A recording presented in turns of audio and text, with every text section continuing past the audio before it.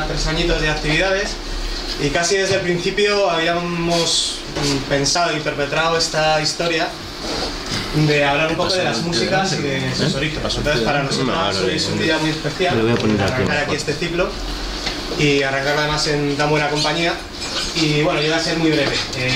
Vamos a hacer unos ciclos de música, ya lo habéis visto, compuestos siempre de una charla aquí en la Vorágine, y después vamos a intentar hacer una fiesta para poder bailar y mover el cuerpo. Hoy arrancamos y mañana tenemos en la Black Bear a partir de las 9:30 el evento más alegre. Y con lo alegre que somos nosotros. Bueno, esto va a ser una pasada. Yo voy a hacer nada, lo voy a dejar aquí, os dejo con Paco Gómez Nadal, con Baliñas, y nada, recordaros solo y agradecerles a ellos el trabajo. Esto se está montando todo de forma desinteresada, aquí nadie está viendo un duro, entonces luego tenemos siempre una caja de resistencia para, oye, poder ayudar a sacar adelante y seguir haciendo cosas como estas, ¿de acuerdo? Muy bien. Bravo, bravo. Bueno, creo que arranco yo, ¿no? Sí. Buenas tardes. Arranco yo porque es la parte un poco más rollo, así luego lo pasamos bien. La propuesta era siempre combinar un poco el origen de, no tanto de las músicas, sino de los movimientos sociales y de los grupos humanos que han acompañado determinadas músicas, para entender también su contexto y cómo que han generado, ¿no? Yo estoy aquí porque el tema, y además esto arrancó con una conversación con V hace un tiempo. El tema de la resistencia afro en el Caribe me ha obsesionado bastante en los últimos años, y de ahí llego a la música, pero muy derivada, ¿no? Por supuesto me interesa y por supuesto me gusta, pero a mí personalmente me interesa mucho más todo lo que hubo previamente y todo lo que acompañó. Entonces yo os iba a contar un par de trazos, probablemente alguna de vosotras sabéis más que yo de este tema, pero bueno, os aporto un par de cosillas y después ya continuamos con la segunda parte. Yo rescataría fundamentalmente que lo que pasa en Jamaica, y no solamente en Jamaica, pero lo que pasa en Jamaica, que es de lo que vamos a hablar un poquito hoy, hay que remontarse mucho antes, no solamente al modelo de esclavización con los africanos y las africanas. Estamos hablando de más o menos de unos 15 millones de personas esclavizadas que llegaron vivas a América. 15 millones que llegaron vivas. Por supuesto estamos hablando, morían más o menos 2 o 3 de cada 10, o sea que el número es bastante mayor. Ahora mismo 15 millones parece hasta poca gente, pero pensando en la densidad poblacional en aquel momento del planeta es absolutamente brutal. O sea, el holocausto es un chiste, y no es un chiste obviamente, al lado de la dimensión del tráfico esclavista y de lo que se llamó el Triángulo Negrero, ¿no? El Triángulo Negrero que salía de Europa, llegaba a las costas africanas, llegaba al Caribe y volvía a Europa, ¿no? Un comercio que fue el que sustentó la revolución industrial, el que sustentó la riqueza de Europa, el que sustentó el imperio de Europa. Europa no hubiera sido imperial sin el comercio esclavista, y eso está, luego si queréis lo hablamos, está más que demostrado. Os recomiendo un libro maravilloso de Eric Williams que se llama Capitalismo y Esclavitud. Eric Williams fue el primer presidente de Trinidad y Tobago independiente, afro también, y lo recomiendo porque está claramente sustentado. Dicho esto, el otro mito que ha instalado Europa y el discurso dominante eurocéntrico es que los afros no resistieron. Si veis las películas, son una cantidad de desgraciados y desgraciadas que lo meten en un barco, le ponen unos grilletes, llegan a América, le dan latigazos, se quejan por cosas como la comida y tal, pero realmente el imaginario es que no hubo resistencia. Bueno, la resistencia fue desde el minuto 1. Fue en África, y fue muy intensa en África. Fue en lo que se llamó las fábricas de negros, que así llamaban los portugueses, que eran los lugares de concentración de estos bienes muebles, porque a los negros Europa los denominó bienes muebles, eran como una silla o como una casa. Fue en los barcos, hubo poderosos procesos de resistencia en los barcos, y fue fundamentalmente en tierra firme en América. No sé si os suena el quilombo de Palmares, por ejemplo. ¿Os suena alguno? ¿No? Bueno, quilombo, empiezo por quilombo. Quilombo es una palabra que la habréis escuchado argentinos, amigos argentinos, Argentina, vaya quilombo, ¿no? Es el equivalente de lío, de caos, de desastre, ¿no? Bueno, quilombo es el lugar donde se concentraban las personas esclavizadas que se autoliberaban y se escapaban a un punto y hacían una comunidad. Un quilombo en el sur de América se llaman quilombos, a esos lugares de cimarrones, a esos negros y negras escapados se les llamaba cimarrones. En el sur de América, en Brasil, Argentina, Uruguay, Paraguay se llamaban quilombos. En el norte de Sudamérica, Colombia, el Caribe y demás, se llamaba palenques. Hay música palenquera, por ejemplo, ¿no? La música de los quilombos. El quilombo de Palmares, que fue probablemente uno de los más famosos, aunque fueron cientos, por no decir miles, es muy importante porque arrancó en 1605. O sea, fijaros que pronto, estamos hablando del principio del siglo XVII, Estamos hablando de un quilombo que agrupaba más o menos a 12.000 personas, es brutal la dimensión que tenía para aquel momento, y un quilombo que puso en jaque a las autoridades portuguesas, que tuvieron finalmente que negociar. Como siempre, Europa negocia, firma un tratado y después mata a los que han firmado el tratado, ¿no? Esto lo seguimos haciendo. Vamos a llegar a un acuerdo de paz y después te fulmino. Es lo que hicieron con el quilombo de Palmares, pero bueno, hubo cientos de quilombos, cientos de palenques, y luego hubo otras cosas que en la cultura anarquista está muy estudiado, que son las ZAT, las zonas autónomas temporales, relacionadas con la piratería.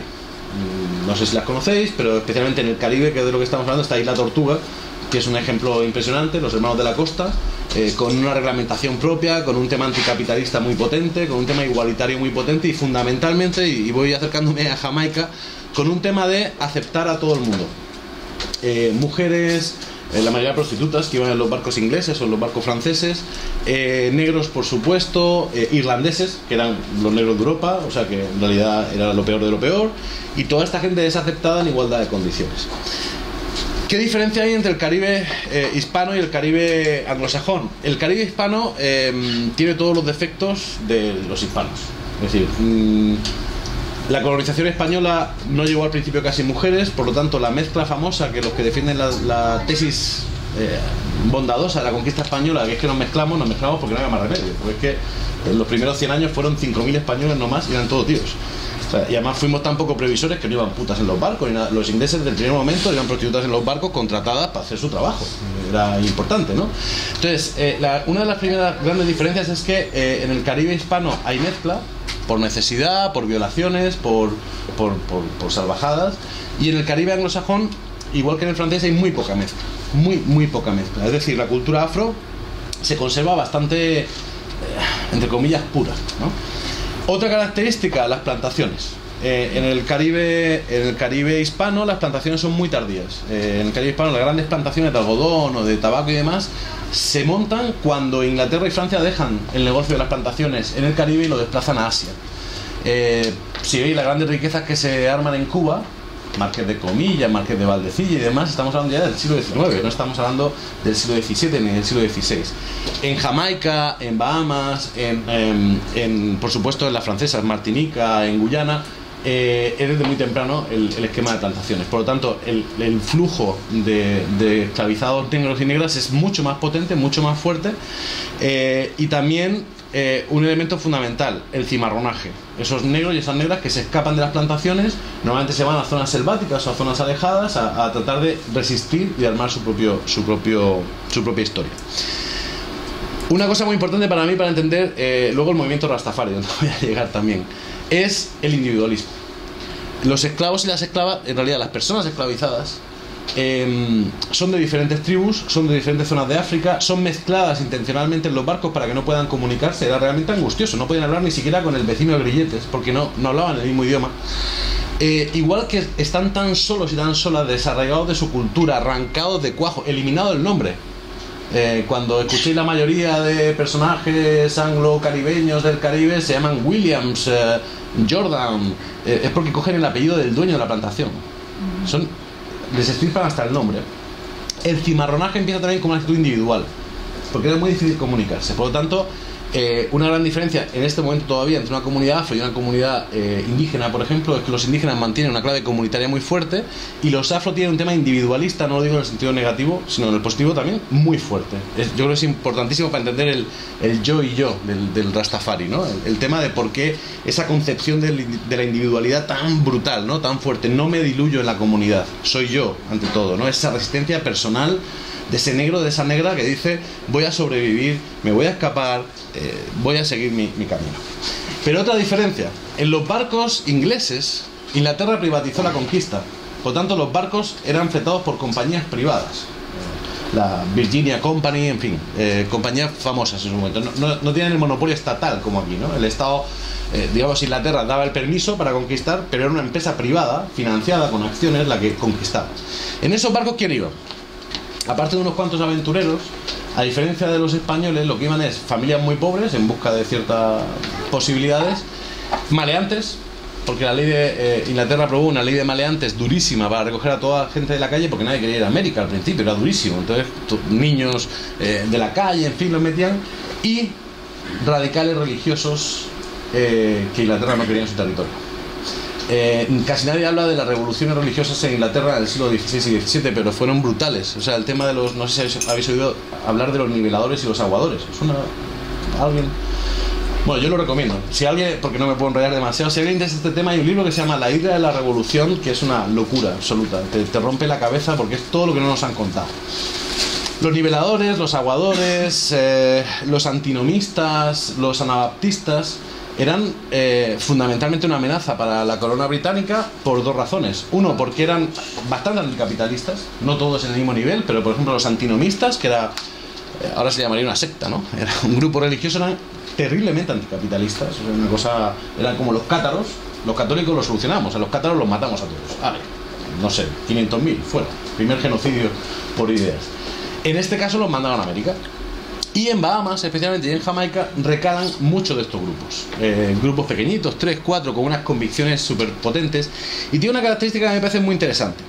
Primero, tiene una idea radical anti-institucional. Odian la institucionalidad, odian al Estado, en cualquiera de sus formas, no les interesa. La segunda es que todos tienen el rollo de la inminencia del fin del mundo. El fin del mundo se va a acabar, o sea, el fin del mundo llega, y por lo tanto, ¿para qué carajo vamos a seguir leyes de los hombres o de Dios? Es decir, no solamente retan a la ley del Estado, sino retan a la ley de la Iglesia. No nos interesa, el mundo se va a acabar. Y además, tiene una idea de Dios, un Dios bondadoso, a diferencia del Dios que nos han enseñado a nosotros, que está todo el pinche día castigando y poniéndote penas de, ¿no? Y Ave María, y no sé qué. Dios es un tío maravilloso. Por lo tanto, tú puedes pecar, que no pasa nada, te va a perdonar. Así que a pecar, se ha dicho. Y esto lleva a un cierto, ahora se diría, libertinaje sexual, que escandalizaba mucho a las autoridades, pero llegaba a una especie de anarquía cotidiana muy potente, pero organizada, porque al mismo tiempo estaban en relación. Esta gente llega a Jamaica. Y esta gente influye poderosamente en los negros de Jamaica, porque a diferencia de los pastores protestantes o de los pastores católicos que había en el lado hispano, esta gente no consideraba a un negro inferior, no consideraba a una negra diferente o un animal, sino consideraba a una persona. Por lo tanto, imaginaos el éxito del discurso de ellos en las plantaciones, o sea, era una pasada. En Jamaica, Inglaterra empieza a desmontar el sistema de plantaciones a final del siglo XVIII. El mito es porque son muy majos, se dan cuenta que hay que abolir la esclavitud. No, la realidad dejó de ser rentable y era mucho más rentable hacerla en Asia. Y ocurren dos cosas. Una, los negros dicen, pues yo ya no quiero trabajar gratis, yo trabajo si me pagas. En Inglaterra dicen, ni de coña, no te voy a pagar. Y los negros fundamentalmente la otra cosa que dicen es, yo ya no quiero vivir en el campo, yo me quiero ir a la ciudad. Y por eso Kingston, la capital de Jamaica, a final del 19 era una ciudad, era un pedazo de ciudad, tenía muchísima gente y un rollo urbano muy, muy potente, ¿no? Y lo segundo es que Inglaterra sustituye la mano de obra gratis esclava por mano de obra pagada asiática, de las colonias británicas en la India y demás. Y por lo tanto llega una influencia asiática también muy, muy fuerte. Vale, voy a ir más rápido. En 1860 surge en esos barrios de Jamaica una cosa que se llama el revitalismo. En inglés, revivalism, ¿no? El revitalismo es como el antecedente del rastafarismo, comparte muchas cosas, pero hay un elemento que choca radicalmente con el rastafarismo. Es que el revitalismo dice, aunque somos seres individuales poderosos y poderosas, estamos expuestos a unas influencias de espíritus y de influencias externas muy fuertes que nos pueden cambiar. El rastafarismo básicamente se centra en el yo y dice, no, yo soy absolutamente poderoso y me importa un carajo lo que ocurre alrededor. Yo conmigo mismo, yo conmigo misma puedo cambiar mi vida, puedo hacer un montón de cosas. Hay una ruptura, es una evolución del revitalismo, digamos, de 1860 que surge en la primera crisis fuerte en Jamaica con las autoridades coloniales. Había habido más, pero esta fue muy fuerte. Y en 1930, alrededor de 1930, digamos, aunque el rastafarismo yo no lo considero una religión, es otra cosa, y esto da para discutir años porque cada uno tiene una imagen de esto, pero yo voy a dar mi versión. Más o menos en los años 30. Y hay dos versiones del rastafarismo, ¿no? Una es la ultrarreligiosa. Marcus Garvey, ¿os suena Marcus Garvey? Más o menos. Garvey, hay muchas versiones de Garvey. Está la bondadosa y está la de que era un aprovechado que se lucró mucho con el panafricanismo y con la liberación negra. Pero digamos que vamos a quedarnos inicialmente con la buena, ¿no? Garvey funda la UNIA, la Unión Negra para el Mejoramiento del Hombre Negro. La UNIA surge en Jamaica, la exporta a Estados Unidos y la UNIA llega a ser brutalmente poderosa. Realmente fue impresionante lo que hizo Garvey. Y empieza a generar toda una serie de redes. Por ejemplo, las Negros Factory Association. Entonces, todas las fábricas que eran propiedad de negros, trata de federarlas en el mundo, que es bien interesante, ¿no? O crea el medio de comunicación muy potente a principios de los años 20 en Estados Unidos, que se llamaba Negro World, ¿no? Y finalmente crea lo que fue su ruina en 1919, la Black Star Line, una compañía naviera con la idea de regresar a todos los afrodescendientes extirpados de África a África, ¿vale? Pero en realidad es una línea comercial que hace negocios con África, Estados Unidos y el Caribe, reproduce el triángulo negrero pero ya sin esclavos y de una manera comercial, es tremendamente exitosa, y Marcus Garvey, que se convierte en un héroe del movimiento negro en Estados Unidos, obviamente perseguido por la autoridad, finalmente le hacen un montaje del carajo, lo acusan de hacer negocios ilegales aprovechando la línea naviera, lo detienen, lo encarcelan y después de unos años lo deportan a Jamaica primero, y él después se va. Él pierde toda su fuerza ahí, porque no todos, además, los líderes del movimiento afro estaban de acuerdo con él. Por ejemplo, Dubois, que era otro gran líder del movimiento afroestadounidense, no está de acuerdo porque considera que Garvey es racista, ¿no? Garvey decía: tenemos que segregarnos de los blancos, no queremos nada con los blancos, queremos un mundo de negros, no queremos absolutamente nada con ellos. Una reacción que luego la veréis en las Panteras Negras, en el Black Power, en fin, en diferentes movimientos. Hay muchos. Marcus Garvey tiene mucha prensa y se le da demasiada importancia. Yo creo que hay mucha más gente por ahí, pero bueno, Marcus Garvey, ¿por qué se interpreta que es como el padre espiritual del rastafarismo? Porque Garvey dijo dos cosas: unir a toda la gente de origen africano del mundo en un solo cuerpo para establecer un país y establecer un gobierno absolutamente propios. Y esto era como una idea del panafricanismo muy bestia, muy poderosa, ¿no? Pero la segunda, que es en la que yo creo que se enreda todo el mundo, es: miren a África, un rey negro será coronado porque el día de la liberación está cerca. Y aquí es donde la liamos. Por aquí aparece Tafari Makonnen. ¿Os suena Tafari Makonnen? Haile Selassie. Selassie hay. Bueno, Tafari, por eso es Rastafari.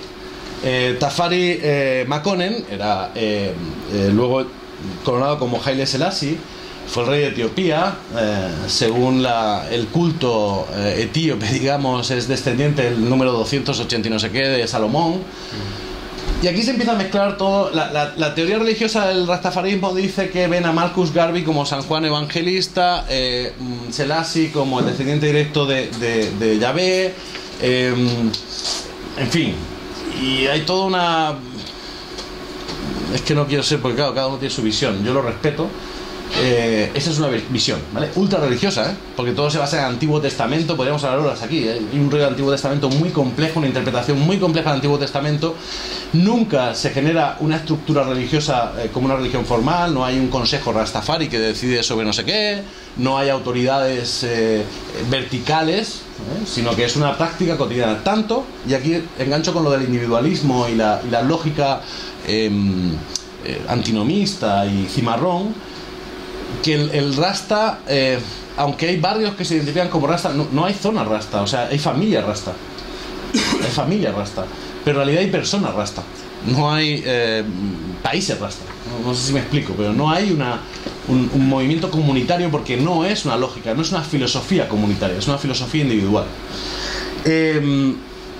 Tanto es individual, es antiinstitucional y es anticolonial.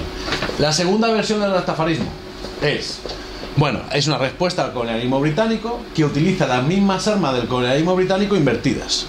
Vosotros tenéis la reina, nosotros tenemos un emperador, ¿vale? Entonces buscamos uno. ¿Qué rey negro hay en el planeta? Que dice así, este nos vale.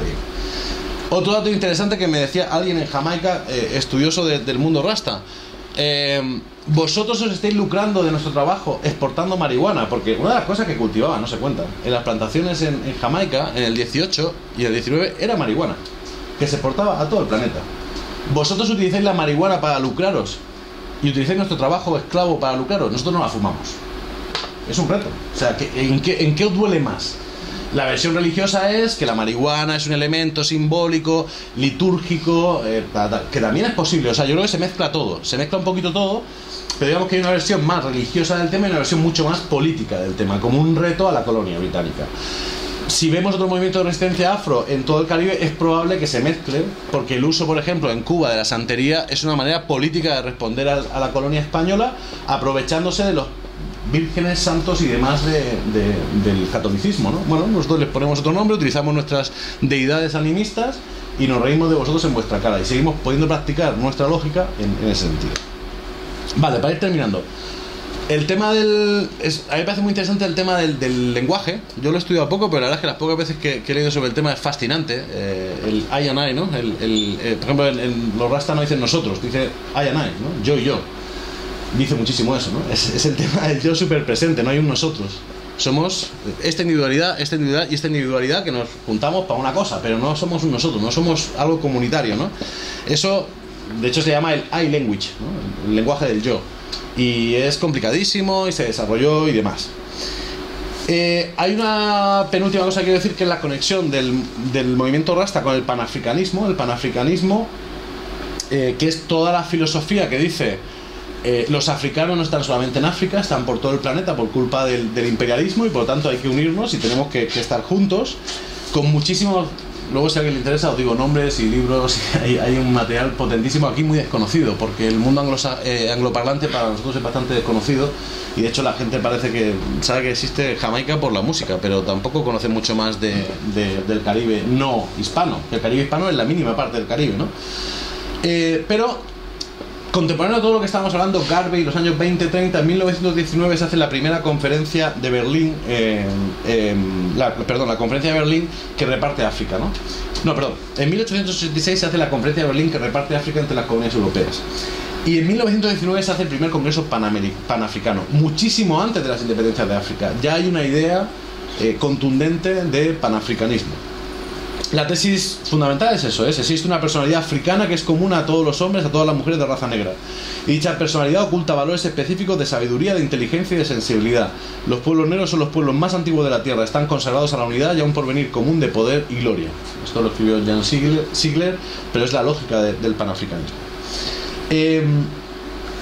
Entonces, el movimiento Rasta entra de lleno ahí con su lógica de la vuelta a África, la vuelta a Etiopía. Luego, si queréis, lo hablamos. Hubo intentos de volver a Etiopía que fueron un fracaso brutal, porque además Haile Selassie nunca quiso este rollo. De hecho, fue a Jamaica en el 60 y pico y creó la iglesia cristiana copta de Jamaica para ver si dejaban de llamarlo a él Dios. No, Cristo, no, los Rastas jamás hablaban de Cristo, ¿no? Y tal. El pobre Selassie no quería ser el emperador de esta peña.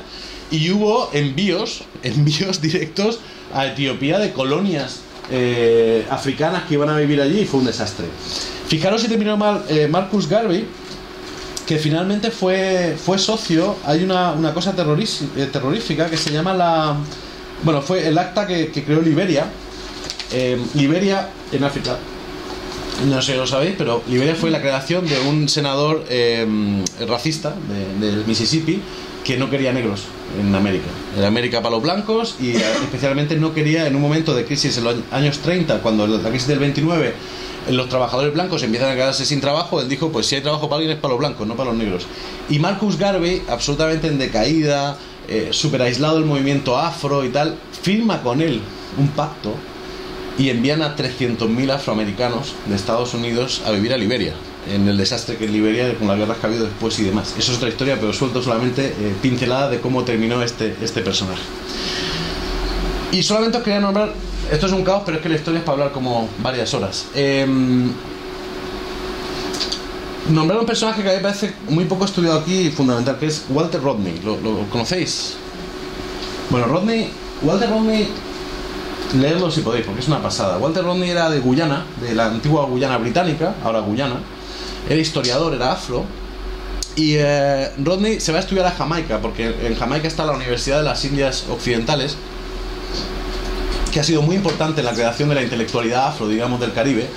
Va a estudiar allí, se radicaliza en Jamaica, se convierte en un gran líder del panafricanismo, pero también en un líder intelectual político del área de la rama política del rastafarismo, porque hay varias ramas, pero empieza a haber.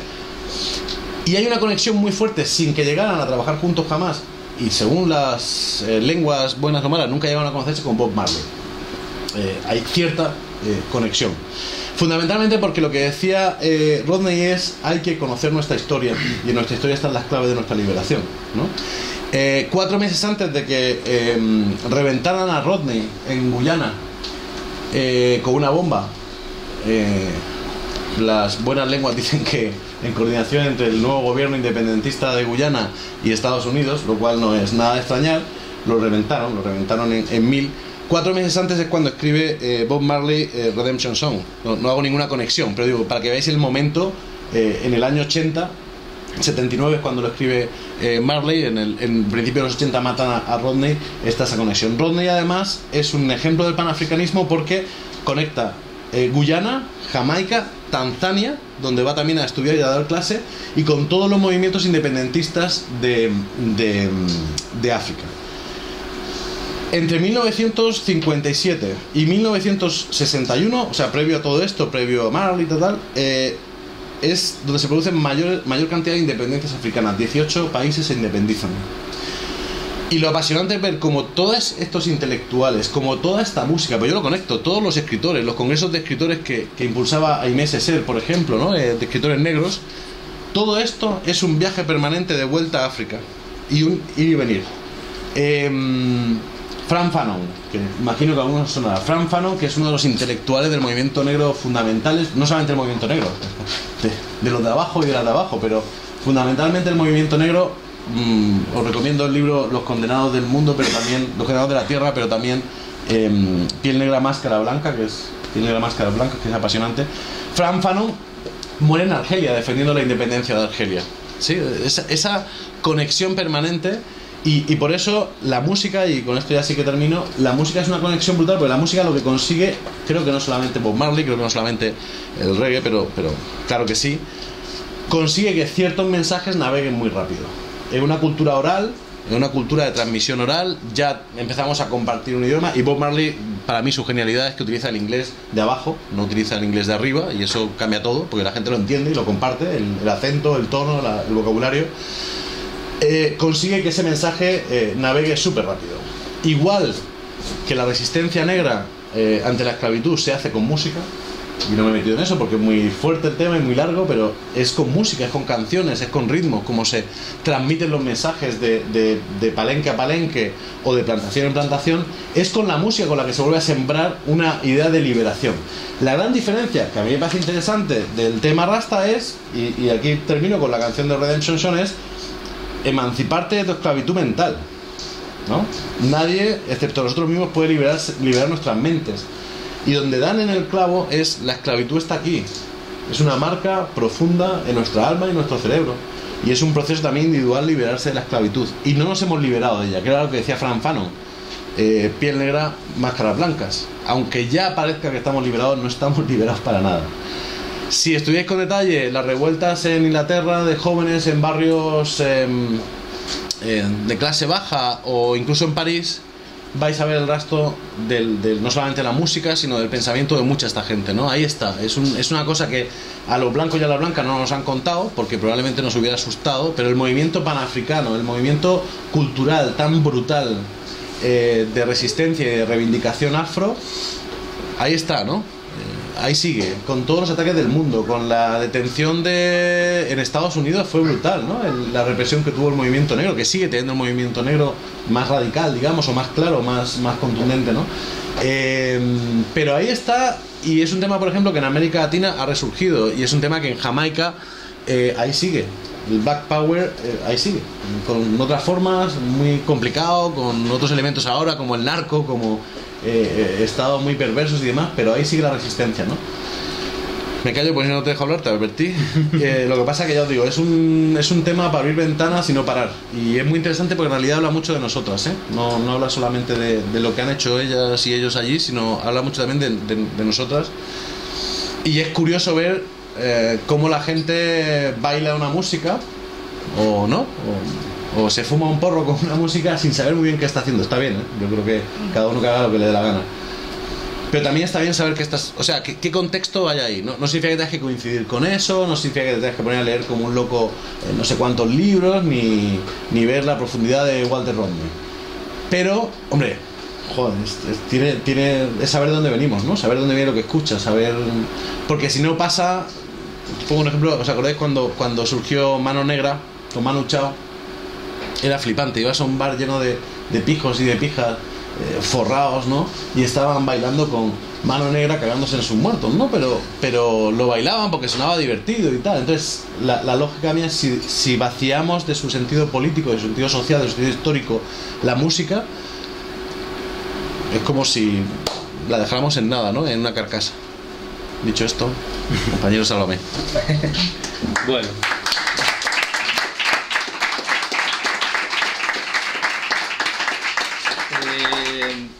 Yo soy Baliñas, como me ha llamado Álvaro, porque íbamos al colegio juntos y eso es lo que tiene, que se sabe mi nombre, mi apellido, nos conocemos bien. Yo no tengo tanta facilidad de palabra como Paco, entonces me he traído unos discos y unas imágenes para apoyar este rato.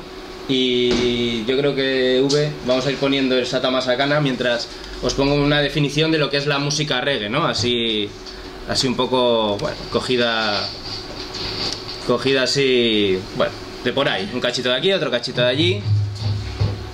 Mejor que la leáis vosotros porque...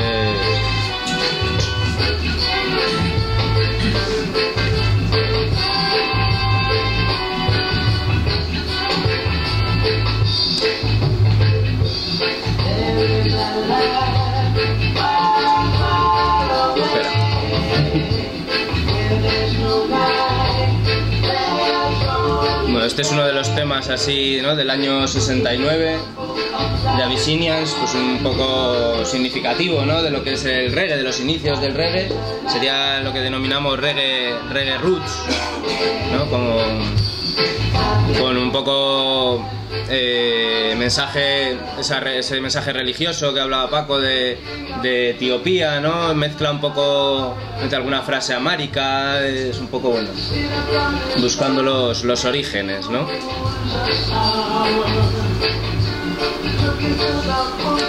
Bueno, un poco la evolución del reggae y el marco histórico, ¿no? Pues viene marcado por el ska, ¿no? Es su origen así en cuanto a temática musical, es el ska lo que podríamos denominar como antecedente del reggae. No se lee, ¿no? No llega a leerse.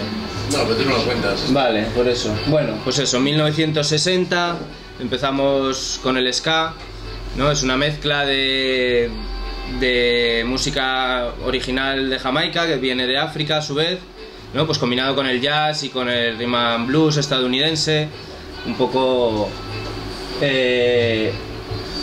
con la independencia, ¿no? Ya de Jamaica. En 1962 empieza a entrar música de los Estados Unidos, entonces los músicos jamaicanos empiezan a copiar esa música, pero bueno, la consiguen hacer propia y crear un estilo nuevo, ¿no? Que es el ska. En el 61 tenemos ya la primera grabación de Marley. Es un tema más rocksteady, ska rocksteady, ¿no? Así... No, todavía no es el reggae que se denomina puro reggae, ¿no? Que eso sería un poco más tarde, ya a finales de los 60, ¿no? Primeros años 70, ahí es cuando empezamos a denominarlo reggae. Posterior al ska, el rocksteady, perdón, es algo muy fugaz, apenas es un estilo que permanece pocos años, aunque luego ha quedado, ¿no? en la herencia europea, sobre todo hay grupos que siguen haciendo rocksteady, pero bueno, muy mezclado con el ska, ¿vale?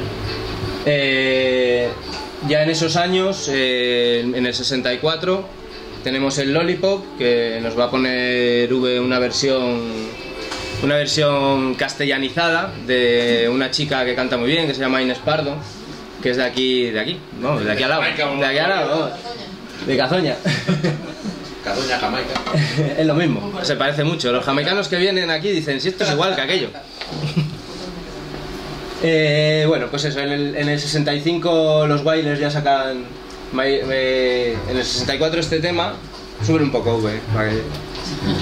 Triunfa en Inglaterra, ¿no? La versión original en inglés.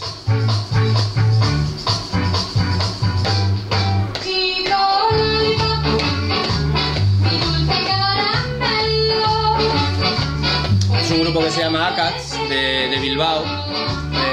La letra es de su cantante, ¿no? La versión. Es uno de los grupos más longevos de aquí de España, podríamos decir. Porque bueno, hicieron 25 años hace poco, bueno, ya tienes un bagaje importante. Bueno, ahí tenéis otros datos. Los Wailers firman, ¿no?, en el 67 con Tuff Gong. En Jamaica se dio pues un boom de estudios de grabación, se prensaba muchísimo vinilo en 7 pulgadas e incluso en los colegios se enseñaba música, esos músicos iban luego a los estudios, había un movimiento importante, ¿no?, musicalmente hablando, en ese contexto que ha descrito Paco de rebeldía y de... Ese era un poco el vehículo, ¿no?, que utilizaban. Bueno, luego con la inmigración este movimiento se traslada bastante a Inglaterra, ¿no? Por ejemplo, en el 69 ya tenemos a Israelites, que anda por ahí también. He traído una versión editada en España, porque luego en los 80 se editó mucho vinilo en España traído de Jamaica y aquí discográficas de aquí. Hay una curiosidad, Orejas, el nombre de este grupo, israelitas, muy divertido, porque son negros, ¿no? Una de las tesis religiosas del rastafarismo es que los negros jamaicanos son una de las 13 tribus de Israel, ¿no?, perdidas. Y además también lucha contra la violencia. Lo digo por los nombres, que es muy curiosa esa relación. Lo que pasa es que su tierra prometida no es Israel, sino que es Etiopía. Bueno, ya entrados los 70 empieza a aparecer el dub, ¿no? La música dub. La música dub se origina como... Venga. Dale.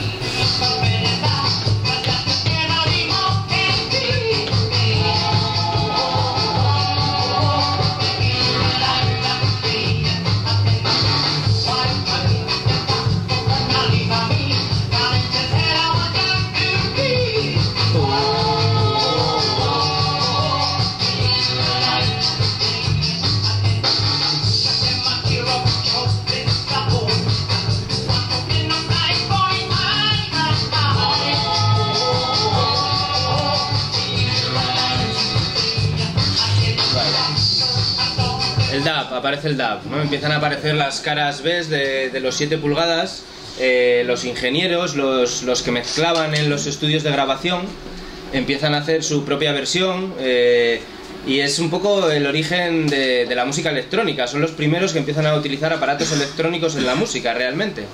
Delays, reverbs... todo eso además hace que estaban preparados para los sound system, ¿no? Los sound system eran equipos de sonido autofabricados, cogían un altavoz de aquí, otro de allí y se montaban la fiesta en el barrio y bueno, había un micrófono, había cantantes, había presentadores. Era bueno, su fiesta de pueblo, ¿no? Lo que aquí es una romería para nosotros, ellos eran sus romerías.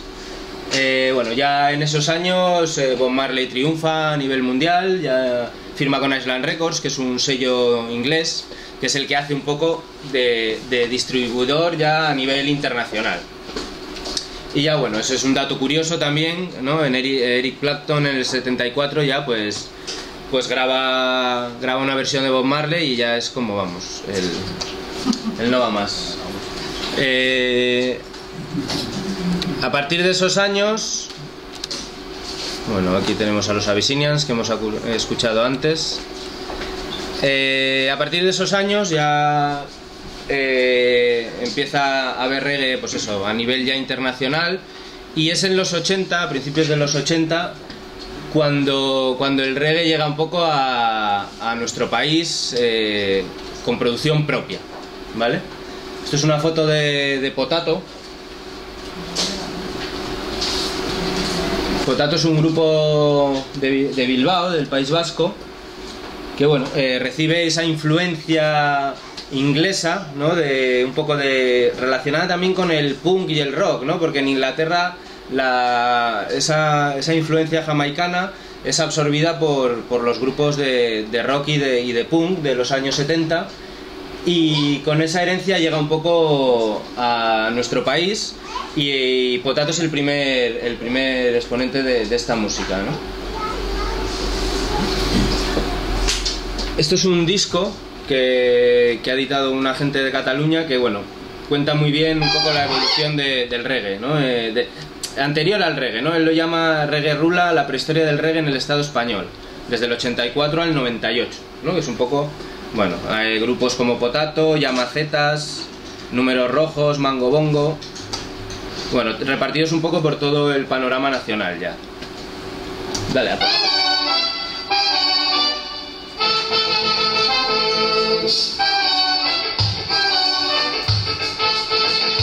Año 88 se edita esto.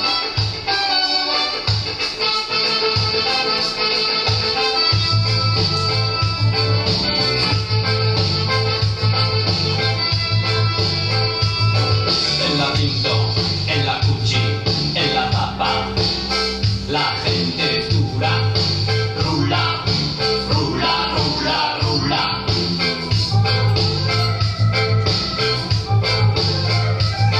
Los gitanos en la esquina, las ratas en la cocina.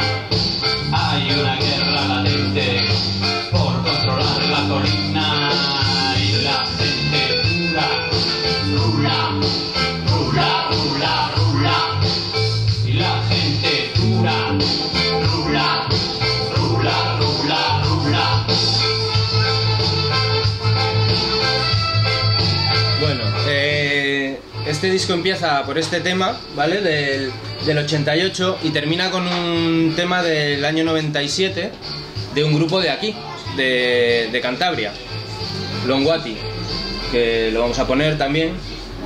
En el año 97 Longwati saca este disco, ¿vale? El tema se llama Ayenai. Ayanay.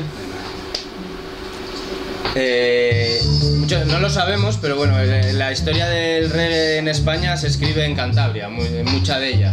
O sea, es una realidad ya reconocida, ¿no? A nivel ya incluso en estos momentos internacional, ¿no? Hay muchos grupos de toda Europa que vienen a grabar al estudio de aquí, cantantes jamaicanos.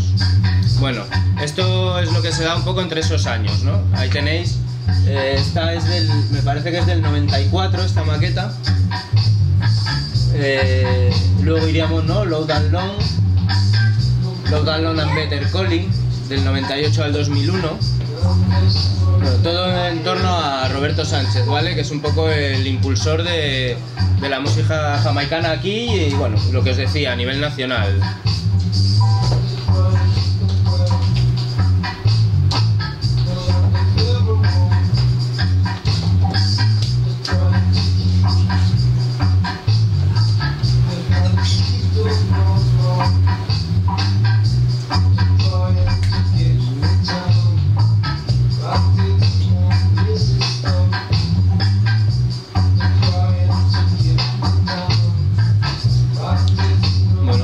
Otro de los grupos importantes, ¿no? en la historia del reggae aquí en la zona norte, que es un poco donde me voy a centrar, porque es un poco, bueno, lo que nos toca, ¿no? Ya en estos años hay grupos de reggae ya más especializados, porque los que hablábamos anteriormente, Potato, toda esa era, es más mezclado, ¿no? Cogen influencias reggae, pero tienen mucho de ska, de rocksteady, influencias punk, bueno, todo eso. Pero ya es en esta época cuando se hace un reggae más al estilo jamaicano, ¿no? Más al estilo de original, sobre todo en la zona norte, que es donde casi se conserva más ese estilo.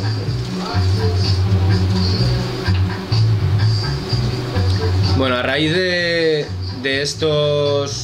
este inicio, de este estudio, ¿no? Que tiene Roberto Sánchez en Santander, pues surgen ya a partir de, ¿no? Rondando ya últimos 90, primeros años 2000, surgen una serie de sellos discográficos que, bueno,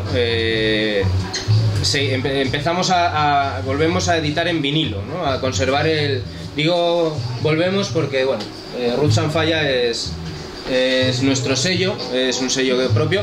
Grabamos en el estudio de Roberto. Saca por ahí un que sea. Sí, bueno, empezamos a grabar y a traer artistas jamaicanos y artistas locales también, ¿no? Pues en este tenemos a Air System, que, bueno, es inglés pero con ascendencia jamaicana, Inés Pardo, Roberto Sánchez y Rankin Forest, que también es un cantante de California, que también viene por aquí, pues llamado, ¿no? Interesado por lo que se está haciendo aquí, pues aparece aquí y se aprovecha y se graban con él varias cosas.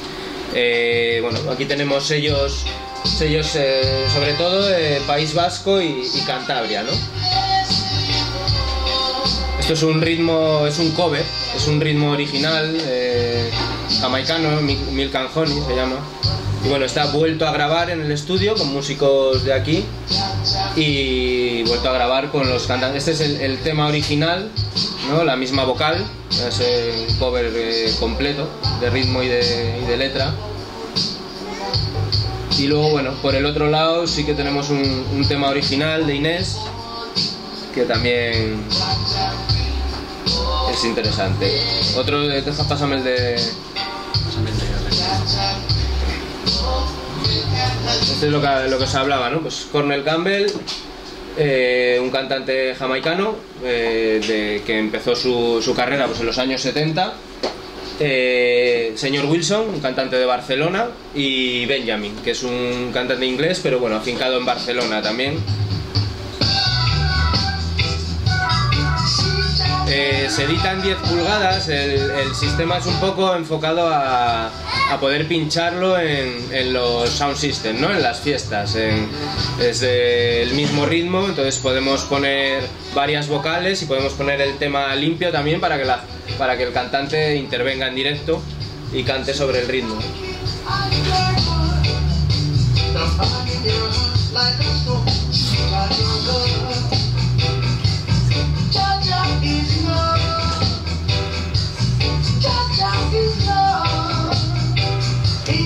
Bueno, lo que hablábamos de la temática un poco Rastafari, ¿no? Nosotros no es que compartamos con ellos no somos rastas, ¿vale?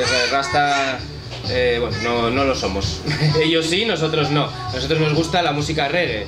Entonces lo que respetamos es su mensaje, ¿no? A nosotros nos encanta oírles cantar sobre Dios porque lo hacen desde el corazón, ¿no? Es como un canto desde el interior, como yo lo comparo muchas veces, no sé, pues con el flamenco, ¿no? A los que nos gusta el flamenco también, aunque no compartamos su cultura o sus ideas, pero el mensaje de la música, la vibración, ¿no? De la música, lo puramente musical, a veces llega, aunque el mensaje no sea el mismo.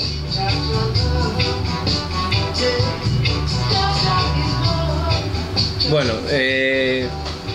todos estos sellos, hay muchos más, pero ahora mismo en el panorama nacional, pero bueno, me he centrado un poco en los que tenemos más cerca, ¿no? Todos estos sellos, esta evolución que tiene el panorama reggae ahora mismo, evoluciona al sound system, ¿no? El sound system, como aquí se está llevando a cabo, es el estilo un poco más inglés, ¿vale? Ese sound system que esa influencia jamaicana que viaja a Londres, sobre todo Londres, Birmingham, bueno, Inglaterra en general, se define en los sound system autoconstruidos con, bueno, mucha importancia en el subgrave, ¿no? En las frecuencias por debajo del grave, la vibración directamente. Entonces, ahora mismo, pues en pocos años, el panorama sound system de nuestro país pues ha crecido muchísimo, ¿no? Todo eso son maquetas de sound systems que están construidos realmente y que están ahora mismo funcionando, ¿no? Incluso ahora hay más, esta foto es antigua, hay bastantes más ahora, ¿no? Nosotros queremos construirnos uno, pero nos está complicando un poco. ¿Pero cómo se construye? Es que no es una duda tonta, pero ¿qué te refieres con que está construido? Ya no se mueve así. No lo compras. No se compra, se construye la madera. A ver, los altavoces, lo que es el altavoz se compra, pero la caja de madera se construye. Se hace... bueno, vamos... Hay gente que sabe hacerlo, hay gente que lo hace autodidacta, los que saben hacerlo pues suenan mejor, los otros suenan y mola mucho porque te lo has construido tú, entonces es una sensación agradable, vamos. Vale. Esto es pura promo. He venido a hablar de mi libro, de mi disco. Esto es pura promo, porque bueno, sí que me gustaría también contar un poco pues el movimiento que hay aquí, ¿no? Lo que se hace aquí a día de hoy, ¿no?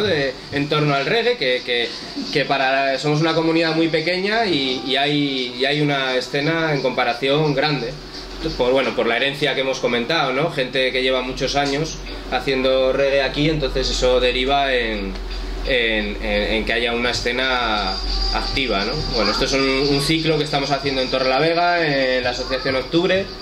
Es la 4ª edición, ¿no? Hemos hecho una al mes, más o menos, trayendo bandas en directo. Y luego, pues, directos, pero ya más a nivel digital, ¿no? Con mezclas en directo, instrumentos, cantantes en directo, ¿no? Entonces, bueno, viene Irregular Rush de Zaragoza, que es muy recomendable, y mi colega, el que habla más que yo, que hoy no ha querido, hoy ha hecho huelga, y vamos a hacer pues un directo con nuestros ritmos, ¿no? Mezclando en directo nuestros ritmos del sello,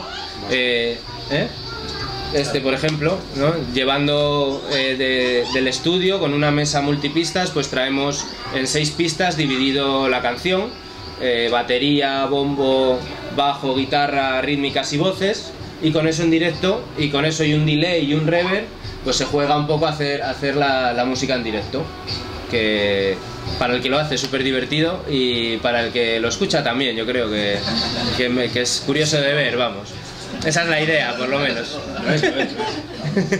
Si no, hay bueno, cerveza duda. Hace 8 años que nosotros hacemos un festival súper molón también, en La Concha, que bueno, sí, también conoceréis por las Gildas. Y este año, pues bueno, esa es la fecha, estamos ya muy metidos con ello, tarde como siempre, porque tenemos una estrategia comercial que es no decir las cosas hasta el final.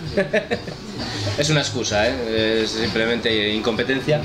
Y bueno, esa es la fecha, os animamos a ir porque os lo vais a pasar bien seguro.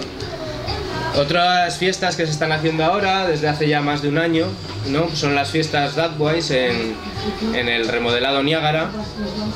Y bueno, también están funcionando muy bien, estamos muy contentos también con la respuesta, con el ambiente que se crea, un poco tirando de un colectivo que hemos creado. Al final, ya después de muchos años, pues la gente del reggae nos hemos decidido unir y tirar todos para adelante, ¿no? Con esto. Y bueno, las fiestas de Agua es una vez al mes también, que muchos las conocéis, que os he visto por allí.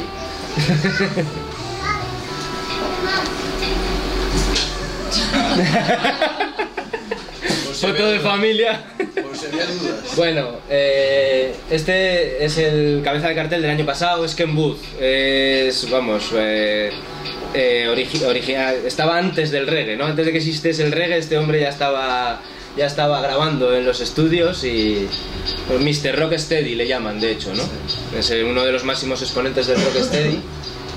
Y bueno, fue impresionante para nosotros poder traerle, ¿no? Y que estuviese ahí. Además, bueno, casi todos los jamaicanos que vienen son gente ya mayor, con una trayectoria larga, que tienen ya las ideas ¿no? ya muy hechas y tienen mucha paz, ¿no? Entonces son gente que da gusto trabajar con ellos, ¿no? Y luego, bueno, para terminar, nada, pues quería también hacer un pequeño resumen, ¿no? De lo que ha sido para Cantabria también, pues tener La Concha, ¿no? Que ya son 8 ediciones, en las cuales pues hemos contado con artistas jamaicanos casi siempre, artistas siempre de aquí, artistas del panorama nacional. Y bueno, que surgió de una manera muy espontánea y pues, adquirió una buena respuesta por parte del público y pues no podemos dejarlo de hacer porque nos tiene enganchados también, ¿no?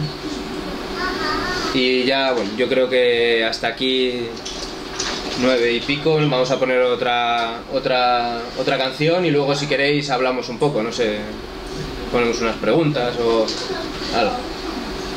No sé qué va a poner, V. Es Barney Spears, la canción se llama Martin Garvey.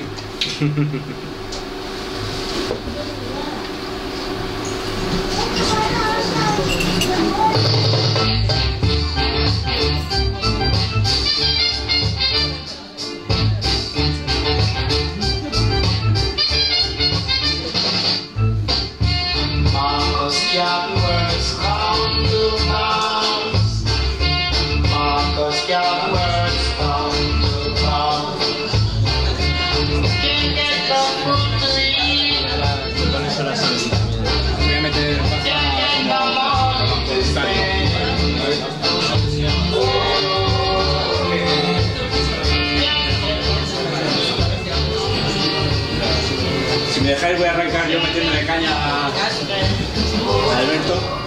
Bueno, para mí una de las razones por las que el reggae nos llega a nosotros, a los de aquí, blancos, es porque la música negra, sobre todo la de gueto, tiene una especial fascinación porque está claro que hablan de algo casi siempre combatiente. Y yo creo que muchos blancos que no tenemos una forma de ver nuestro deseo de combatir algo, que a veces no tiene esa forma tan clara de blanco contra negro o esclavos contra patrones, encontramos en esta batalla musical una especie de espejo, ¿no? Y entonces instrumentaliza nuestra necesidad a través de la suya. Igual que ellos hablan de ya, yo soy totalmente ateo, soy totalmente contra la idea de Dios, la respeto, pero bueno, igual ni siquiera. Pero sí respeto su espiritualidad y que para ellos les sirve para algo, ¿no? Entonces veo un paralelismo, aunque no crea en Dios, veo su espíritu. Y yo creo que eso es lo que nos llegó a nosotros vía Inglaterra, que influenció mucho la escena punk, y la escena punk luego llegó al País Vasco. Esa es una de las primeras entradas del reggae en España, ¿no? Los punkis. Los punkis, además de hecho así, los punkis. Y Potato, todo eso viene a través del País Vasco, que claro, ellos veían también otras similitudes. El País Vasco frente a España, igual que los negros jamaicanos contra Inglaterra. Entonces, hay una cosa que nos pasa a los blancos, que es, empezamos a consumir este producto con esta idea y esto se lo pasamos a nuestro amigo. Tú has empezado muy radical, tu amigo pasa un poco, pero le convences con una canción que es muy chula y empieza a expandirse y entonces la consumimos porque está guay, la música está guay. Y se nos va olvidando un poco también por cuestiones idiomáticas y porque no estamos en la coyuntura social ni de dónde viene, ¿no? Entonces, ahora mismo hay un fenómeno en España, a raíz, lo ha puesto aquí un poco Valijas, los sound system, donde se está perdiendo un poco esa lucha que va implícita con el reggae. El reggae, incluso llegando casi a ser un rave, exclusivamente sin más intención del hedonismo, ¿no? Pasáselo bien y si es posible también tomar ciertas drogas y que no son porros ya ni siquiera, ¿eh? Claro, hablo de drogas. Esas drogas. Cada uno conoce los nombres de las... Cada uno tiene sus gustos. Y bueno, a veces se vacía un poco y es algo en lo que somos expertos los blancos, ¿no? Cogemos eso que los negros utilizaban para quejarse, lo convertimos en marketing, lo vendemos y le robamos la herramienta. Y a mí es una cosa que me raya mucho ese robo de concepto, ¿no? A mí cuando alguien me viene con hip hop, yo vengo mucho del hip hop, y me intenta vender el nuevo hip hop totalmente deshumanizado, que solo habla de dinero y tal, aunque eso también es, desde mi punto de vista, un reflejo de una situación, en realidad es algo que me intentan vender como producto para eliminar toda la carga ideológica previa. Y a mí me parece interesantísimo la lucha negra, porque nosotros los blancos nos han lavado la memoria mucho, ¿no? Todo lo que ha ido pasando con las religiones. Un ejemplo, hoy salía, o ayer, Obama diciendo que se negaba a decir extremistas islámicos, porque ya la gente está deseando oír Islam como el enemigo, ¿no? Pero yo no he oído jamás decir que los del IRA eran extremistas católicos. Igual se dijo en su momento, yo era un niño cuando estaba allí, ¿no? Es toda esa limpieza que nos han hecho para que no asociemos ciertas cosas, para cuando nos borran la historia, lo que tú contabas, ¿no? De las revoluciones en Inglaterra y todo lo que ha pasado ahí, no lo tenemos y yo lo saco de ahí, ¿no? Lo encontré en el hip hop en su momento, lo encuentro en el reggae ahora y me da pena que se olvide. Yo creo que está bien disfrutar de la música, pero también conocer, porque creo que somos lo que escuchamos, que es un poco de lo que va la movida. Yo me considero un rebelde a ese nivel, no soy radical, no estoy viviendo en el monte como hacen los rastafaris, pero me alimento de ello, me alimento de esa lucha y de esa espiritualidad. Ya he metido mi rollo. No, que yo, claro, por eso decía antes lo de la conexión, no significa que tenga que coincidir con nada, pero tienes que saber de dónde viene. Y luego yo sí creo, y lo decía también Valijas, ¿no? Hay música cargada, hay música que lleva una carga de fondo, que puede estar de acuerdo o no con muchas cosas, pero la música con sentimiento, historia, ¿no? Claro.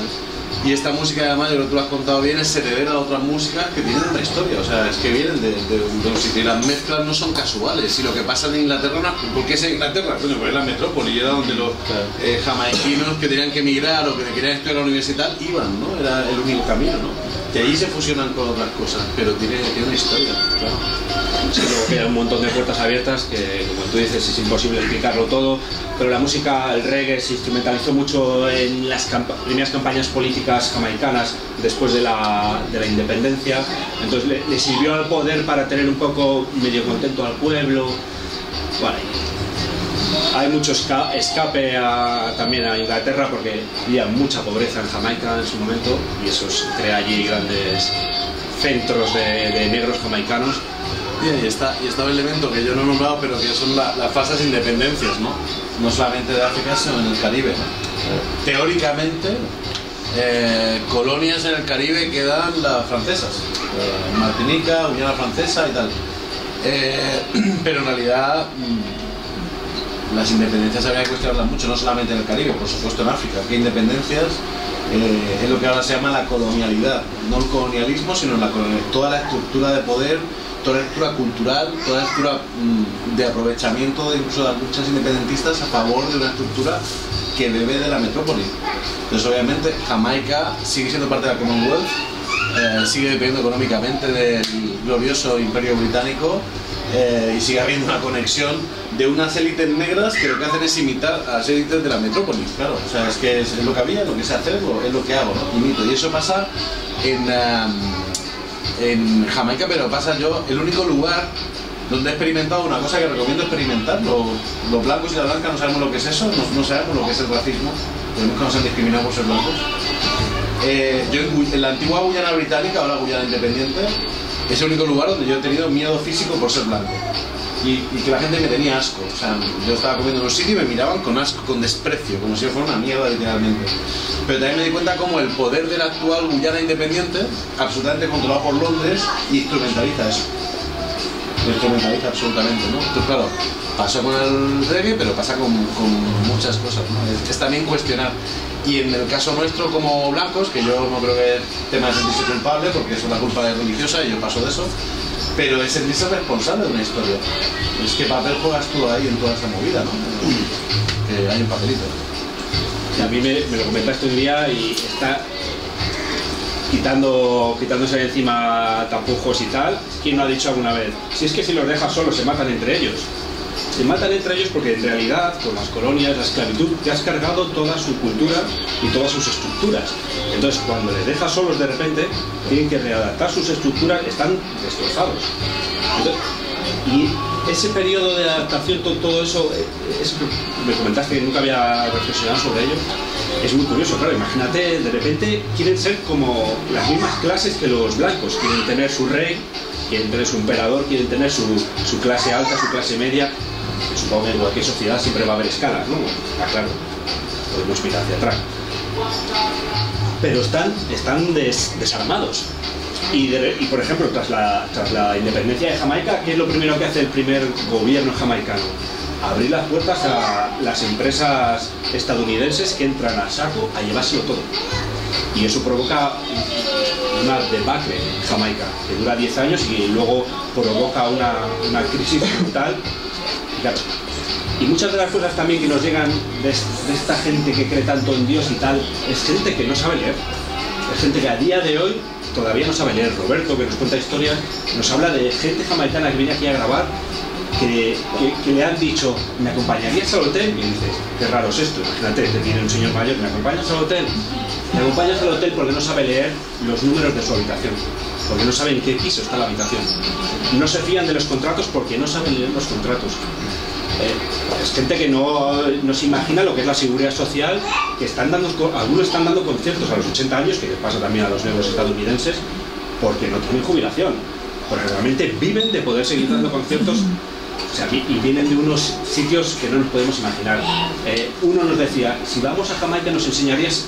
No, hay ciertos sitios que no te enseñarían, porque aquí tengo que llevar pistola y solo puedo llevar mi pistola legal, no puedo llevar la otra. O sea, cosas que no nos podemos imaginar. Y no podemos olvidarnos de todo esto cuando escuchamos reggae y a veces les culpamos. Es que, porque claro, muchas de son como judíos. Si tú traduces una letra, es como escuchar a un judío radical, un sionista, ¿no? Y ellos hablan de Zion, de Yah, y es lo que anunciaba también Paco. Ya es Yahvé. Ya es Yahvé, claro. Ellos dicen que su pueblo viene de una escisión, que fue expulsado de Israel, fueron los judíos que fueron a Etiopía y que de hecho no eran ni judíos todavía, no eran los guardianes además del Arca Sagrada, que si habéis visto Indiana Jones, pues por ahí lo podéis pillar, y se supone que el Arca está en Etiopía, y ahí está la iglesia copta a la que pertenecía Haile Selassie, por eso se escandalizaba cuando decían que él era Dios, hijo de Dios, que era Dios directamente, y quería librarse de ellos. Bueno, qué rollos. Claro, pero son estrategias de resistencia al final. O sea, ahora ¿qué ocurre? Que estrategias de resistencia que según tiene sentido, luego se van, igual que la música se comercializa, la filosofía se convierte en religión, o en algo parecido a religión, ¿no? No todo el mundo tampoco piensa así, ¿no? Yo recomiendo, hay una cosa maravillosa que hicieron los países del Caribe angloparlante y algunos del francófono, pero fundamentalmente los del angloparlante, están preparando una demanda internacional contra Europa o contra los países que los colonizaron. Y la demanda es maravillosa, porque fuera de que piden mucha pasta, con toda la razón, hay como 12 puntos en los que dicen, oye, nos tenemos que poner de acuerdo, ¿no? Y uno que era lo que le comentaba a Ove era, ustedes cuando se fueron nos dejaron intencionalmente atrasados tecnológicamente. O sea, tenemos un atraso tecnológico provocado por ustedes intencional. Tenemos un atraso educacional provocado por ustedes. Ustedes intencionalmente nos hicieron bestias, ¿no? Tenemos un atraso en salud, en educación. Entonces, no, vamos a ponernos al día. O sea, no vale con pedir perdón, no vale con decir, oiga, qué cagada la conquista. No sean rencorosos, eso es del pasado, ¿no? Claro, no. Y segundo, no olvidar que todo lo que hemos visto termina en el año 62, la independencia de Jamaica, la independencia teórica, ¿no? O sea, es hace 2 días, hace realmente 2 días, en un lugar en el Caribe donde se produce la primera gran revolución contemporánea, que es la de Haití, ¿no? Que los blancos no tenemos ni idea de la revolución de Haití, y es alucinante, es un fenómeno no se da para otro día, ¿no? Pero bueno, es un tema. Ah, sí, bueno, ahí está el cartel. El de ahora todos somos negros. Es que la Constitución de Haití, no sé si os sabéis, los blancos somos la leche, ¿no? Los blancos siempre imponemos nuestra blanquitud, pero cuando los negros se ponen cachondos nos parece que son racistas y radicales, ¿no? Eso es maravilloso. La Constitución de Haití, no sé si lo sabéis, en el artículo 14 dice: a partir de este momento todas las personas serán consideradas negras. Fue una joya. Primero, es cierto que habían pasado por cuchillo a los pocos blancos que quedaron, con toda razón, yo también lo hubiera hecho. Pero segundo, hay muchos análisis sobre ese artículo de la Constitución haitiana de principios del siglo XIX, porque lo que estaba diciendo es, igual que ustedes arbitrariamente han decidido que los únicos seres humanos son los blancos, para nosotros a partir de ahora los únicos seres humanos son los negros. Si ustedes lo pueden decir, porque nosotros no. Un tema ahí bien interesante de 2 cosas. Los haitianos ahora mismo son los subsaharianos del Caribe. Todo lo que no quiere hacer nadie lo hace un haitiano. El sitio donde sea, porque viven en un país absolutamente desforestado y están obligados todos, bueno, parte del terremoto ya expulsó a la poca gente. Yo que nací el día de la independencia de Jamaica, o sea que ya tengo una cierta, no nací el día del año, a mí hay una cosa que me llama mucho la atención, ¿no? Mientras en todas las periferias de Europa, el reggae, el rap y tal, es la música del barrio, la música de la lucha, la música de hoy en Francia, ¿vale? En España le hemos dado una vuelta, ¿no? Nosotros hemos hecho una música divertida, pero no escuchamos mensajes. Y además, afortunadamente soy de esta tierra y me sorprende que somos el laboratorio de reggae de Europa. Para mí, yo estoy absolutamente maravillado de lo que tenemos aquí, pero me sorprende que estamos en la región más conservadora de este país. Entonces, todo esto me resulta muy congruente, ¿no? Es decir, quizás por eso. Quizás por eso. Esa es la razón. Esa es mi incongruencia, ¿no? Es decir, cómo nosotros adaptamos a nuestra forma hedonista, que también la tenemos, todo el mensaje lo olvidamos, lo disfrutamos, lo compramos, que está bien todo, pero no le sacamos, la gente no le sacamos el partido que realmente tiene, ¿no? Quizá es pues tenemos lo que nos merecemos, pero me llama mucho la atención, ¿no? Que en Marsella, en cualquier sitio, el reggae es la música de los barrios y aquí pues, nos hemos quedado en el baile, ¿no? Con todos los respetos, que yo también voy a bailar. Sí, aquí es que aquí no hay barrios. Bueno, los hay. Yo vivo en un barrio aquí. Sí, pero bueno, escuchan flamenco, quiero decir.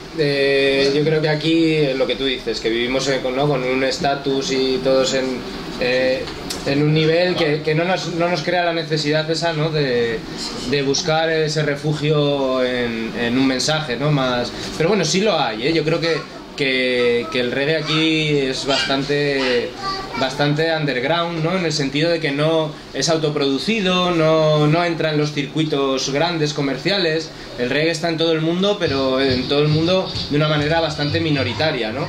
Quitando, bueno, hay Francia, Inglaterra, pero incluso en Francia y en Inglaterra ahora mismo, en Francia ahora la escena, pero con lo que comentaba Uwe, se ha derivado mucho hacia el sound system, que realmente es más eso, simplemente la fiesta, con ritmos mucho más electrónicos y más básicos, y se olvida un poco incluso la musicalidad, ya no el mensaje, sino la musicalidad, ¿no? Voy a decir dos cositas. Una, sobre esto último, yo creo que se llama capitalismo. Que Europa somos maravillosos a la hora de coger cualquier fenómeno. Te pongo un ejemplo que tiene nada que ver. Yo recuerdo cuando Francia decidió que Cesárea Évora, ex prostituta, cantante de taberna y tal, era un fenómeno vendible y la convirtió en una marca casi, ¿no? Y entonces la música de Cabo Verde ya no era la música de Cabo Verde, era una marca para vender. Somos buenos para eso, somos con eso y con lo que sea, se nos da bien. Bueno, imagínate, o el Che o lo que sea, eso somos buenos y eso no es el capitalismo, y los europeos somos los papás de la criatura, o sea que lo hacemos bien. Lo de Haití, perdona, es que no me puedo reprimir. Mi tesis es que Haití está pagando lo que hizo. Mi tesis no. La realidad es que Haití pagó a Francia, no sé si lo sabes, indemnización por haberse independizado hasta 1950 y pico. El equivalente a 35.000 millones de euros de hoy. No sé si lo sabéis. Estuvo pagando año a año desde la independencia de 1803. Estuvo pagando. Y mi tesis es que Haití osó hacer lo que no debe hacer. No solamente una revolución anti-europea, una revolución negra, anti-blanca, y pasó a cuchillo a todos. Y lo han pagado con creces. Tanto que la frontera con Dominicana no se conoce, pero es una locura. O sea, a un lado efectivamente está deforestado, al otro lado no, a un lado, y los negros dominicanos llaman negros a los haitianos. Claro, porque el racismo es profundo, porque el odio a los haitianos es de los propios negros no haitianos. Pues, ¿cómo hicisteis eso? O sea, ¿cómo? Eso te va a dar mucho, pero que tiene explicación, que no... Sí, lo conozco además de forma cercana, y además hay una cosa, ahora la República Dominicana ha sacado una ley hace mes y medio para echar a todos los hijos para echar a todos los hijos. Yo personalmente estoy ahí, es decir, alguien que su padre lleva una generación, 2 generaciones que se ha criado ahí, como si ahora están quitando carnet de los extranjeros. Los van a echar 20.000 dominicanos nacidos en la República Dominicana, educados y criados y haciendo apología de ser dominicanos, pueden ser expulsados de su país porque un venado, pero claro, un poco más al norte está Donald Trump. Claro, y estamos aquí. Y hay 60 y pico intervenciones estadounidenses en Haití, ¿eh? Tenemos Hungría, tenemos Polonia, y podemos tener el Reino Unido y podemos tener lo que queramos. Es decir, ha habido una involución, ¿vale? Sí. Clarísimo. Aparte de eso, con lo que decías de por qué aquí los barrios no escuchan ciertas cosas, yo creo que esto está en inglés para empezar. Entonces el que accede al reggae, que en su momento también es una música poco complicada, es más gente de clase media. Igual no son la jet set, pero tampoco es lo más tirado del barrio. Portatu ya metía ritmos de ska. Sí, pero era gente que tocaba, que estaba más en la cultura y en la música, ¿no? Ya eso significa que tienes tiempo libre. O algo, ¿sabes? O una inquietud más allá que solo comer. Sí. Creo que por eso no es tan fuerte en el... Y hay una historia de este país también. O sea, en Euskadi puede ser diferente porque su historia propia y política es diferente, este país se incorpora tarde a todos los movimientos que no son nacional-católicos, ¿no? por razones apenas obvias, y luego hay un silenciamiento de la propia lucha barrial. O sea, es que fuera de Euskadi, Vallecas y un par de sitios en Andalucía, ¿dónde? O sea, no es Cantabria, digo, para no tirar solamente. No. ¿Dónde hay...? Yo ya digo que tengo una cierta edad y he ido afortunadamente a muchos conciertos. Yo recuerdo el concierto de Marley fue suspendido por la autoridad en Zaragoza. Yo tengo amigos que les pidió el viaje del instituto en Ibiza, ¿vale? Suerte que tuvieron, no se pudieron quedar porque el barco venía un día antes. Y por ejemplo, muchos, en aquella época que ya pensábamos, hacíamos mucho dedo, íbamos para todos lados, como era propio, el de Zaragoza fue suspendido por el gobernador militar, ¿vale? Estamos hablando del año 80, ¿vale? Porque podía producir desórdenes públicos, ¿sabes? O sea, el supuesto desorden se anteponía a todo, ¿no? Ya, ¿qué está pasando ahora? Suspendiendo conciertos de Red con dos. Yo estoy absolutamente alucinado con la involución, ¿no? También hay de este país. En el País Vasco también lo cogían como querían, ¿eh? Sí. Recuerdo cuando fue Public Enemy a tocar en el 89, yo creo, o 90. Les entrevistaron porque se asociaba mucho Fermín Muguruza y todo lo que hacía en esa época con Public Enemy. Ellos siempre llamaban parches y tal. Y de repente les preguntaron a Public Enemy: ¿vosotros qué sabéis de la lucha vasca o de la realidad vasca? Y el cantante le decía: yo lo único que sé es que estáis al norte de África y no había negros en el concierto. ¿Los habéis matado a todos? Esa fue su respuesta. Que a veces también te lo coges como quieres, pero luego vienen unos líderes de ideología negra y te preguntas por lo que a ti te conviene. Sí, les pasa a muchos artistas jamaicanos que llegan a País Vasco y empiezan España, España, España, ¿sabes? Porque no tienen ni idea de lo que pasa aquí, vamos. Y claro, y además es que a los jamaicanos les gusta mucho la ñ. No sabemos muy bien por qué, porque no la tienen, claro. Pero les mola, claro. España, España, vamos. Yo sobre la educación que reciben muchos artistas, que veneramos. Yo recuerdo el concierto de Cesárea Évora en Santander, que yo fui a que me filmase y descubrí que estaba poniéndole en un apuro porque realmente no. Claro, lo que pasa es que yo ahí voy a hacer un alegato. Es decir, también nosotros tenemos muy mitificado lo de leer y escribir. Perdonadme, yo sé que es importante saber leer y escribir. Está bien, todo bien. Pero no en todos sitios es igual de importante y no para todas las cosas es igual de importante. Por ejemplo, un hotel es importante, pero para vivir probablemente en tu barrio en Kingston igual no es tan importante, ¿no? Si nadie sabe escribir. No, lo que yo digo es, hay otras sabidurías y otros conocimientos que son más importantes para sobrevivir en determinados contextos que saber leer y escribir. Ojalá todo el mundo sepa leer y escribir. Pero es como la música, ¿no? Hay mucha gente que no sabe leer ni escribir música y son dioses. Es la música del carajo, ¿no? Entonces, bueno, yo conozco a mucha gente, además son amigos y amigas que no saben leer y escribir, occidentalmente hablando, y que son sabios y sabias, y que te pueden dar lecciones de la vida, claro, cosas que yo jamás podré hacer. Ellos aquí no saben moverse y yo en su territorio no sé moverme. Yo recuerdo la única vez que se me ocurrió hacer el gilipollas blanco y decirle a un amazónico: llévame al Amazonas pero como entréis vosotros.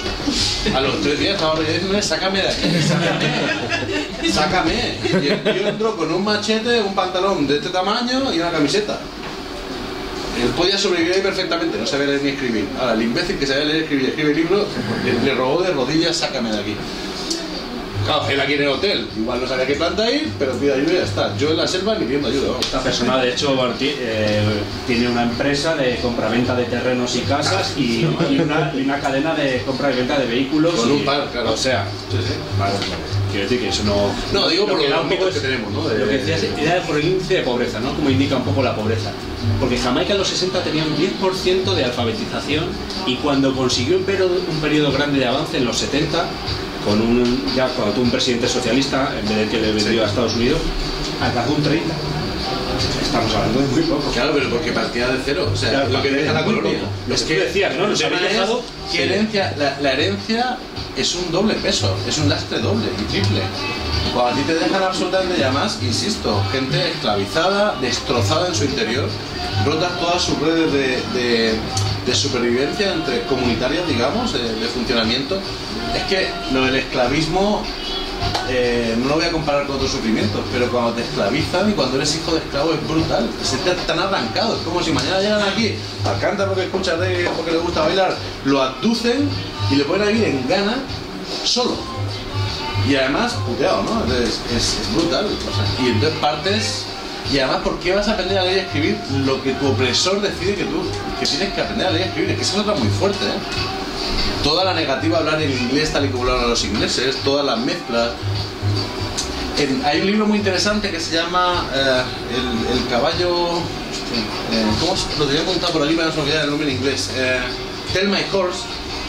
Una antropóloga negra estadounidense en los años 30 viajó a Jamaica y a Haití. Hizo el libro más famoso de antropología sobre vudú y cimarronismo, ¿no? Y la tía en el año 1930 en Jamaica encuentra comunidades cimarronas negras escondidas, o sea, lejos de cualquier núcleo urbano, africanas. O sea, que habían recuperado entre ellos su idioma, que habían vuelto a tejer como todos sus lazos en el año 1930.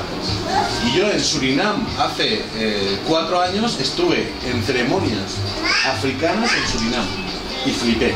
O sea, no solamente, porque no era una fiesta folclórica del pueblo y se vestían, es que iban vestidos así, hablaban así, y es una resistencia de 300 años.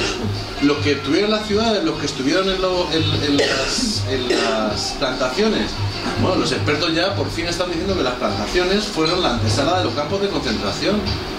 Es la misma lógica, es romperte completamente, y de ahí vienen, ¿no? Por eso es muy... ¿Cómo no van a ser pobres materialmente o van a tener problemas educacionales? ¿Cómo no? ¿Cómo no? Ya, pero esto, en la última concha, yo suelo ir con un inglés y con un africano a conciertos, y yo no entiendo inglés, ellos su lengua, y una anécdota, ¿no? Ken Booth habla un inglés londinense de puta madre, Regular Root, que me parece que fue el grupo que tocaron anterior, habla un inglés jamaicano. Cómo vamos dando vueltas a las cosas, sí. Es decir, cómo vamos evolucionando. Es decir, probablemente, y en amigo el inglés, esto está es así, ¿no? Lo que yo decía antes de que los jamaicanos vienen aquí y nos lo han dicho, es cierto que esto se les parece mucho a Jamaica, ¿no? Y es que realmente nuestro inglés y el suyo es muy parecido. Es lo bueno de hablar mal inglés. Yo me entiendo, vamos, yo con uno de Londres ni papa, y con los jamaicanos voy sobrado, es que, vamos. Entre negros nos entendemos. Entre negros, sí. El inglés de Potes y el jamaicano es el mismo. Yo sí he sido muy crítico con la imitación del acento. Es como si te vas a Japón, que te encanta el flamenco, y te hablan y dices, Ozuki, ¿yo qué haces aquí? A mí me resulta súper marciano. Tengo amigos que les gusta esto, se esfuerzan en tener acento jamaicano, más que los mismos. Sí. Claro, es que hablan patois, gente aquí hablando patois. Es que este hombre es de la vieja escuela, ¿no? Él intenta ser elegante y muy formal. Cuanto más se parezca a un inglés, mejor. Es anterior al reggae, el suyo. Claro, sí, sí. Pero si tú vas a vivir a Londres, probablemente estés obligado a vivir en un barrio de zona 3 o 4 o 5, ¿vale? Y entonces ahí hablarás el idioma de ellos. Sí. Yo cuando he ido a Inglaterra sentí lo que decía Paco, un atisbo, y es cuando me di cuenta de que yo no soy blanco. Porque yo digo que yo soy blanco, pero yo no soy blanco. Claro. Yo soy oliva, marroncete, caliente. Latino, por lo menos. Cuando te vas al norte, ellos saben perfectamente que tú no eres de ahí. Sí. Y no eres de los turcos tampoco, porque aprenden a distinguir. Bueno, porque blanco no solamente es una... O sea, primero las razas no existen, como decía José Martí, por lo tanto es una estupidez. Pero blanco no es una categoría racial, es una categoría económica, es una categoría vital. A la que yo no pertenezco. Por supuesto, entonces, pero todo es relativo.